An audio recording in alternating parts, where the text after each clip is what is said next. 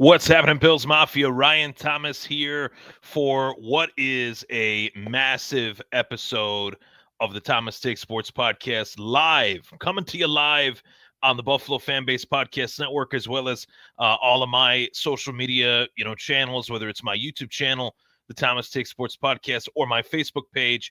I greatly appreciate you guys tuning into this episode. Of course, this is what is going to be, by this season's end, it'll be the 10th season that I've covered the Buffalo Bills. And it's a great, great, great season to do it with the last few years and what has gone down at One Bills Drive. I'm just, really enjoyed the ride. I can't believe that it's been that long since I've started podcasting. Um, it's just incredible. It does not seem like it was that long ago that I started. My first podcast episode was actually a Super Bowl show. It was the Carolina Panthers versus the Denver Broncos. That was my first podcast episode. And that was at the time I was only uploading the podcast, audio wise.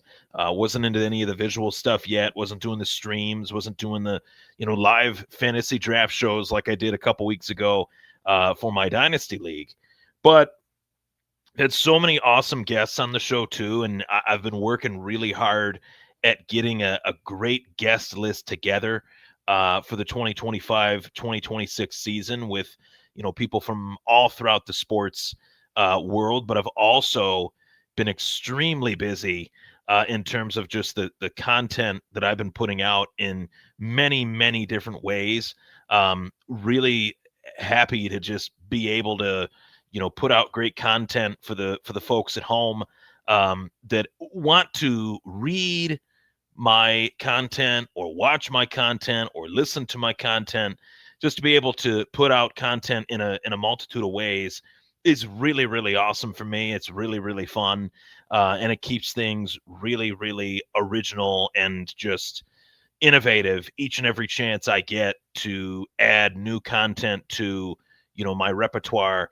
I'm going to do it. So selfless, shameless plug here. If you have not had your fantasy football draft yet, and you are looking for, great fantasy football coverage, in my opinion, and it might be a little bit biased, but the Gridiron Gold Fantasy Football Magazine 2025 edition is available now.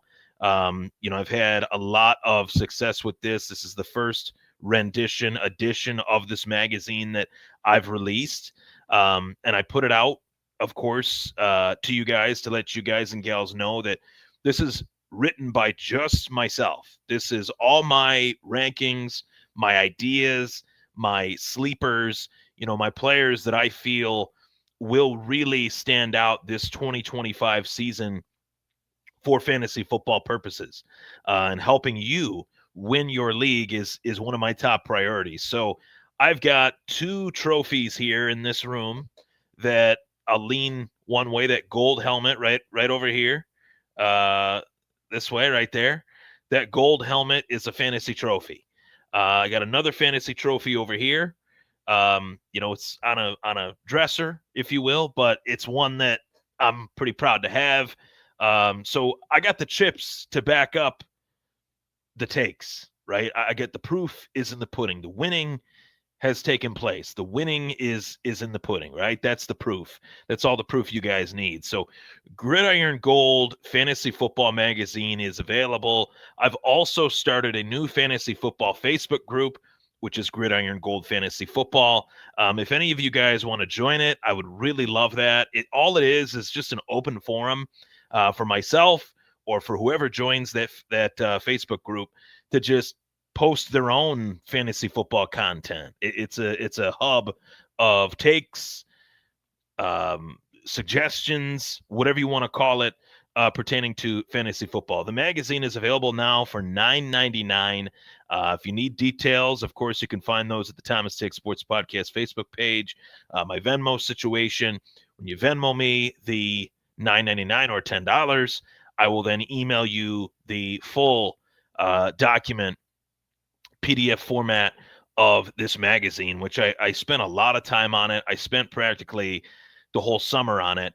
And I was really happy to be able to finish it. It was an idea that I wanted to put out last year. Timing wise, just couldn't get it done. But this year, this time around, I was not going to let that opportunity go to waste. I was going to put something out for you that I think you guys are really proud of. And the reviews have been very, very good. As far as everyone that has purchased it yet, I've had a lot of people give me some positive feedback on it throughout this season, and that's what I'm going to continue to do with another magazine that I'll be writing, the Stampede Sports Digest, which is going to be available mid-October of 2025. Basically, it's a Stampede Sports Digest is a digest that I came up with, covering Buffalo sports, Buffalo Bills, Buffalo Sabres as well. That every 4 weeks of the season, Buffalo Bills wise, I'm going to put out a quarterly magazine where I'll cover the 4 weeks, weeks 1 through 4, what I liked, what I didn't like, bright spots, places in which pieces of the roster that I wish would change or whatnot. Really stats, all sorts of fantasy information, fantasy outlooks as well built into that. So that is kind of a work in progress in terms of what I plan on doing for the Stampede Sports Digest, but that'll be available mid-October 2025. That'll be something that I'm really amped up for. And the logos that I put together for both Gridiron Gold and the Stampede Sports Digest are really, really cool. So if you haven't checked those out, you can check those out on the Thomas Tick Sports Podcast Facebook page as well. Of course, this podcast is available live Wednesdays at 8 on the Buffalo Fanbase Podcast Network and all TTSP platforms, wherever you find your podcasts, whether it's Apple Podcasts, Google Podcasts, you name it. I really appreciate wherever you're tuning in, whenever you're tuning in, whether it's live right now or after the fact. I always like to give my listeners and viewers multiple opportunities to have my content at the push of a button on demand. So with that being said, the plugs are out of the way. It's time for Ryan Thomas to do what he does best. Let's break down the Buffalo Bills versus the Baltimore Ravens. Waiting all year, all summer for Sunday night, as well as winter for Sunday Night Football, since the Buffalo Bills lost to the Kansas City Chiefs in the AFC Championship game for, unfortunately, the second time in 5 years. The Buffalo Bills will play host to their Week 1 opponent, and this is the Buffalo Bills Week 1 preview and prediction, Bills versus Ravens. Of course, this is brought to you, of course, by 26shirts.com. For all your Buffalo Bills, Buffalo Sabres sports apparel needs, go to 26shirts.com. Find yourself a awesome Buffalo sports item or just Buffalo item in general. All right, so Buffalo Bills Week 1 preview and prediction, Bills versus Ravens. I think it's easy to look at this matchup and kind of get lost in the obvious. What does this matchup really represent? Is it Josh Allen versus Lamar Jackson? No. The narrative of this game will always be Josh Allen versus Lamar Jackson, when really it's Josh Allen versus Baltimore's defense and Lamar Jackson versus Buffalo's defense. Now, to me, there's a few keys to this game, right? There's always, 2 or 3 keys to every game. But if I were to talk about the first key to the game for the Buffalo Bills, it comes on that side of the football, the defensive side of the football. Buffalo has invested quite a lot this offseason in particular in their defense. They drafted Landon Jackson. They drafted massive defensive lineman Deion Walker. They've drafted a lot of talent, brought in talent too from outside the organization, free agent wise, and Joey Bosa, who they are expecting to show a little bit of something at the very least this season. And this is the week to do it. When the Buffalo Bills schedule for 2025 was released, this was the matchup that I had, circled on my calendar. And oddly enough, the NFL schedule makers, they really know what they're doing. They really know how to position, how to tweak, how to get the most eyeballs on any particular game at any particular time, right? But Week 1, we're coming out of the gate with what I think is the hottest matchup that this league could offer. Thursday Night Football aside, The rivalry between the Cowboys and the Philadelphia Eagles is storied. Those two teams also play each other very, very well. You also got Friday football. I believe it's the Chiefs and the Chargers. If my memory serves me right. If I'm wrong on that, you can correct me in the comment section and chime in on the show as well via the comment section. But this is the matchup that everybody's been talking about since this schedule was put out.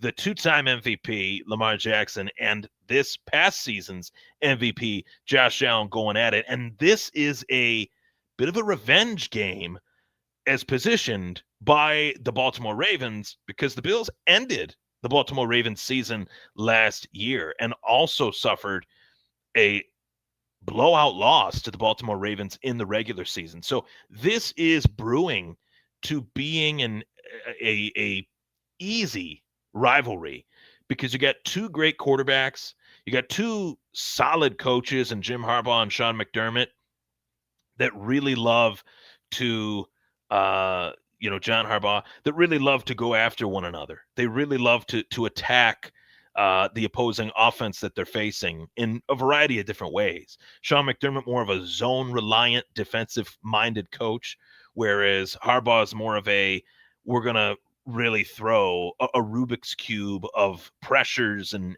looks at you, and we'll see if Josh Allen will take the bait on any of them. Last year, he didn't. In the playoffs, last year he might have in the regular season. So that was a huge difference between the regular season matchup, playoff matchup. That's what separated the Buffalo Bills from the regular season to the playoffs and getting past the Ravens. And don't get me wrong, it was an extremely close game. I believe it was under 7 points that the Buffalo Bills won by in that game. A key moment in the game, Mark Andrews dropped a key pass in the corner of the end zone, by the way, that led the Ravens down the path of falling short.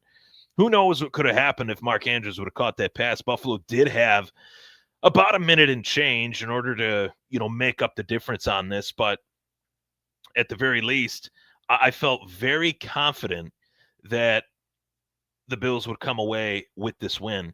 Now, what makes these two teams so interesting in terms of how they line up against one another, the one guy that to me is just a real threat versus Buffalo at any time we've played against him is Derrick Henry. And there are few guys in this league at the running back position that strike fear into myself. Derrick Henry is one of them. Saquon Barkley, when healthy, Christian McCaffrey is one of those guys. Derrick Henry is one of those guys as well. Derrick Henry, I thought he would hit this window where he would be very, very good, and then the window would close, and he just wouldn't be the player that he was in Tennessee. And a part of me thought that would happen in Baltimore. But then the season came and the season went, and I honestly believe that the Derrick Henry we saw last year in Baltimore was arguably better than any version of Derrick Henry prior while he was in Tennessee. Like the version of Derrick Henry in Tennessee, not as good or comparable to what he was in Baltimore. Like he did not miss a beat is what I'm trying to say. And he was really spectacular. Now, does that, cliff fall happen this year? Well, the first team that's going to get a shot to take a crack at Derrick Henry is the Buffalo Bills. And for whatever reason, I know a reason or two, but for whatever reason, Buffalo has had a very hard time in certain instances, certain matchups, stopping the run. But if you go statistically, in the whole Sean McDermott era, Buffalo has a much harder time stopping bigger running backs. Jonathan Taylor runs for 5 touchdowns against this one game. Derrick Henry puts up 200 yards. 6'2", 220, 5'11", 220, or 6'2", 250 in the case of Derrick Henry. But you also have Patrick Ricard, who is one of the best fullbacks in the game, despite what people think about the demise of the fullback position. Some teams still use it. Some teams still use it extremely well. So I think that this is going to be an old school game where Baltimore's best chance to win is to run down the clock, run out the clock, and get us to a point where we're playing from behind a little bit. That's their best chance to beat the Buffalo Bills, is to get Josh Allen to play from behind, um, and force him to shorten his drives. That's the best chance Baltimore has at winning this game and attacking us, I would say, offensively to defensively. So getting a comment here, Ryan, thanks for hopping on tonight.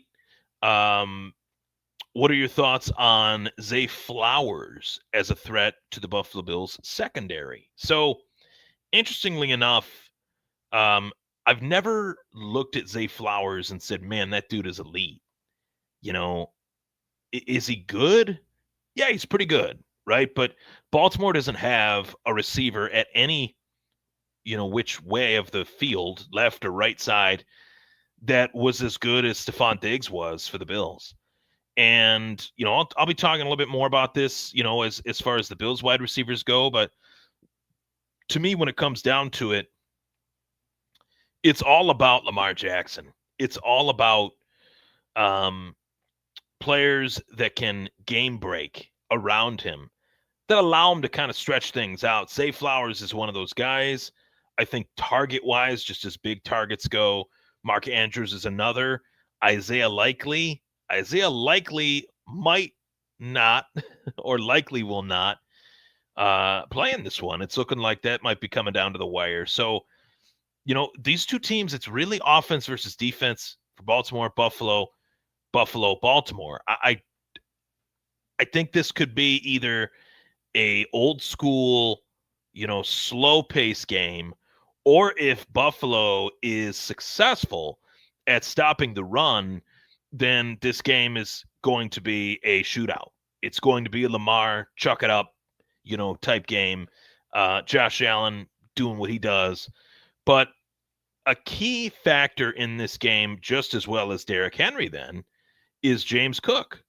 And James Cook had a very interesting offseason, right? He asked for, more money. He got the contract that he might not have fully wanted. He wanted like 15. He got like 12, 12 and a half, 13, somewhere in there. But he needs to show out that no better time to start than week one, right? All the contract baloney that was a little bit of a distraction to James Cook and the Buffalo Bills is over. And now he's got to go a little bit tit for tat on the stat sheet with Derrick Henry. If James Cook finishes this game with a better stat line than Derrick Henry, then the Buffalo Bills win this game. Like that is something I want to throw out there just in terms of my confidence.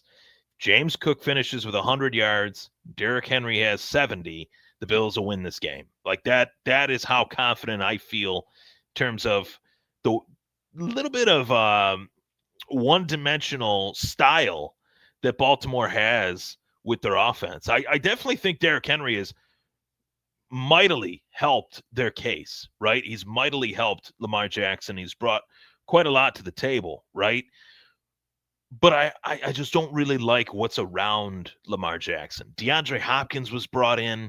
He's been a little bit long in the tooth for a little bit too long, right? He's a little bit past his prime. Who's to say that he can't show a little bit of something in glimpses? But I just don't really like what is around Lamar Jackson, which brings me to the Bills. Now, this has to be talked about. This is a tagline that I kind of came up with these last few days in the recent storylines that pertain to this team. And I want to be as patient with myself in putting this take out there as I can. But I will read you a bit of a status that I wrote the other day.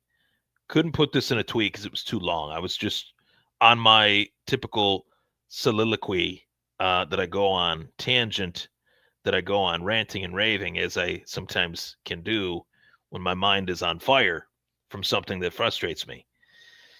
So this was yesterday. Posted, I can honestly say with full honesty that I am not, I repeat, not a fan of just bringing back former Buffalo Bills players because they want to be here.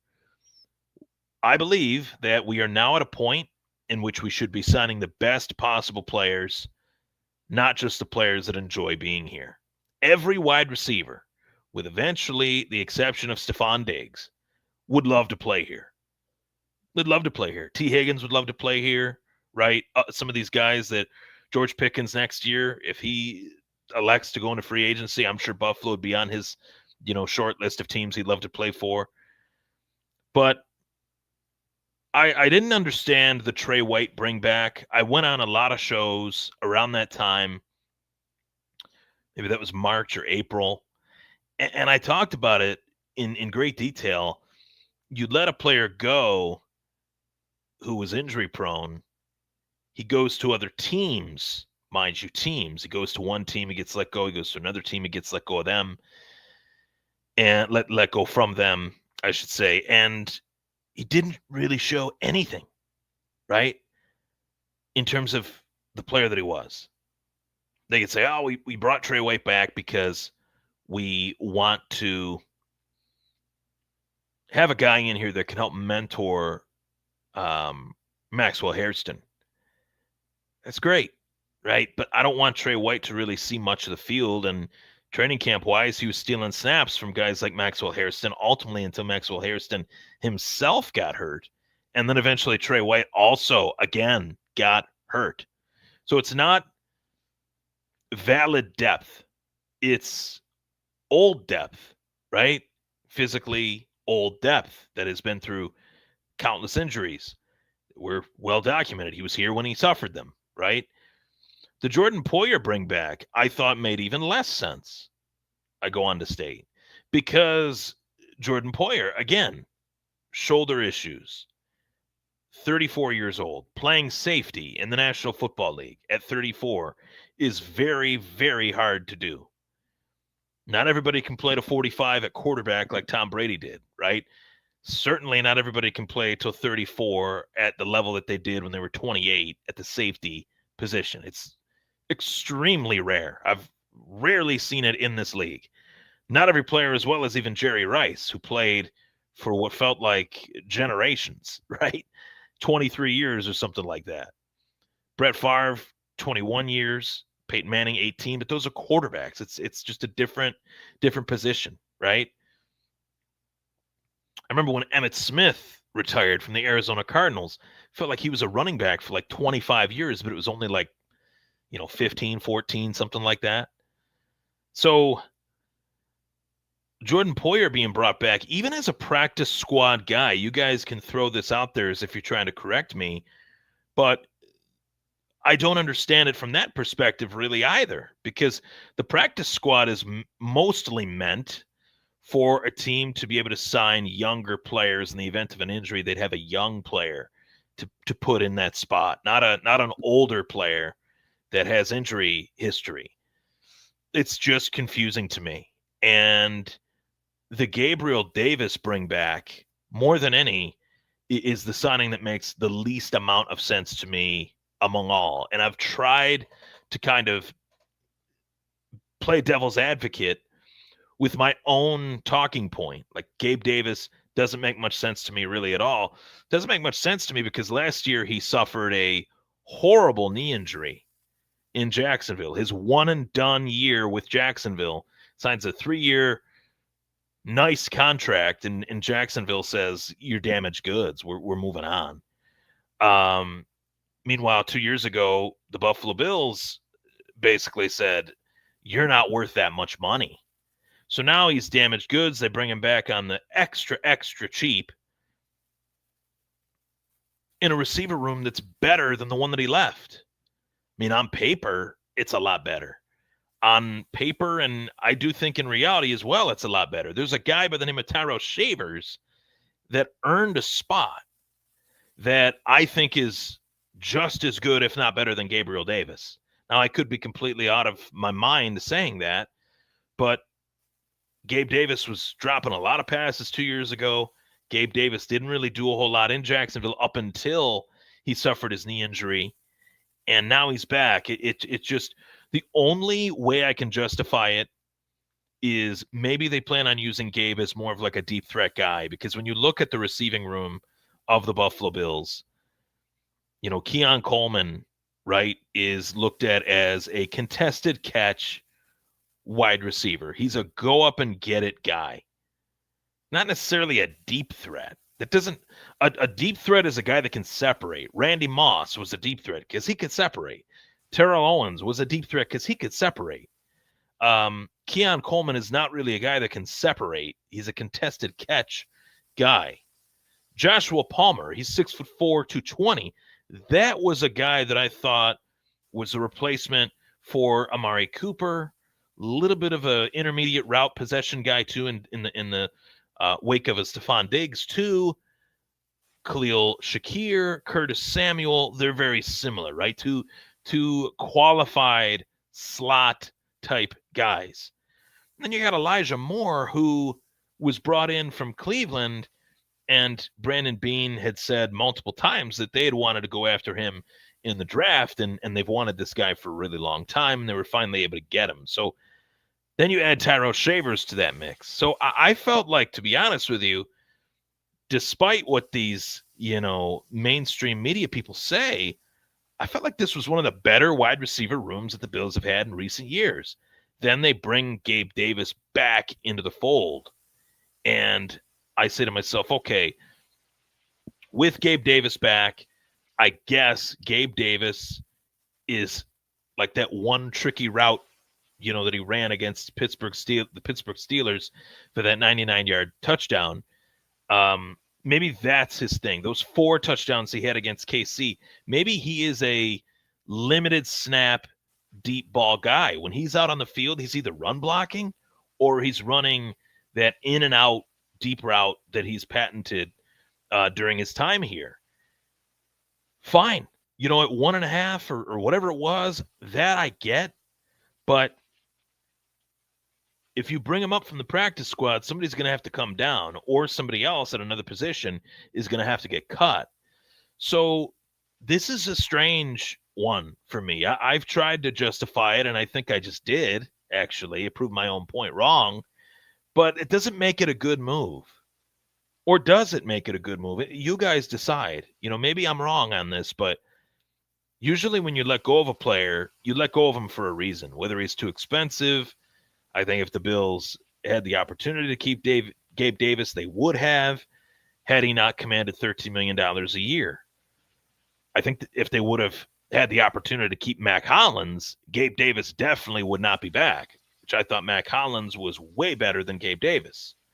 So there's just a lot of things at play here. And, Dwayne Carter tore his knee. He's out for the season. He was somebody that Buffalo drafted after they had selected Keon Coleman, right? Traded down to take Keon Coleman, right? That extra pick they got, they used for Dwayne Carter. So that's really frustrating that Dwayne Carter is out, because he's a huge depth piece to this defensive line. But then Buffalo brings back another former Buffalo Bill. And this was actually before they brought back Gabe Davis, and I believe Jordan Poyer, actually.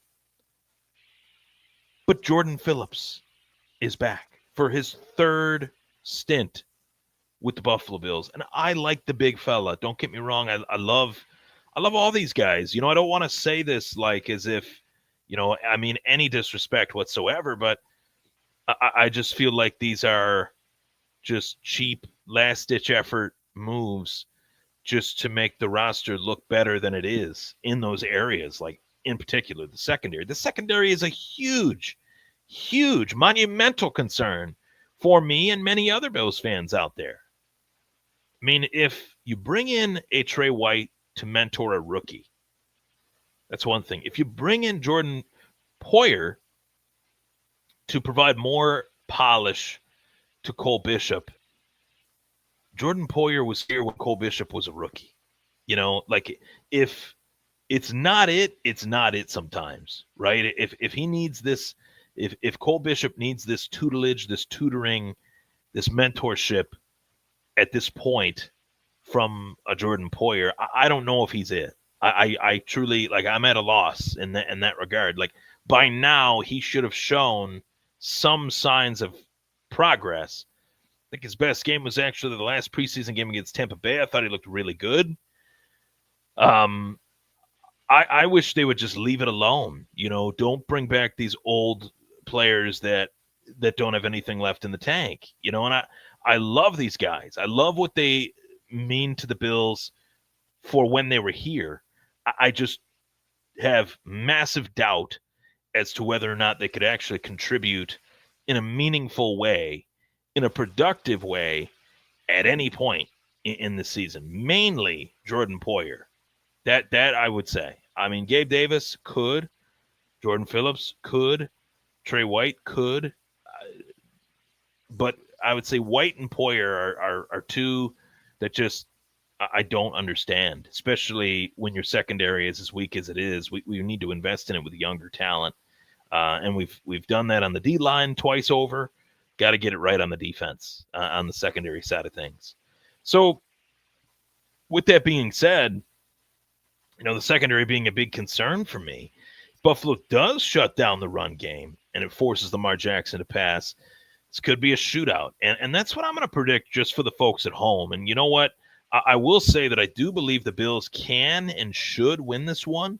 The adrenaline, the emotion, the first Sunday Night Football game of the year, the last home opener in Highmark Stadium, Ralph Wilson Stadium, New Era Field, rich stadium history.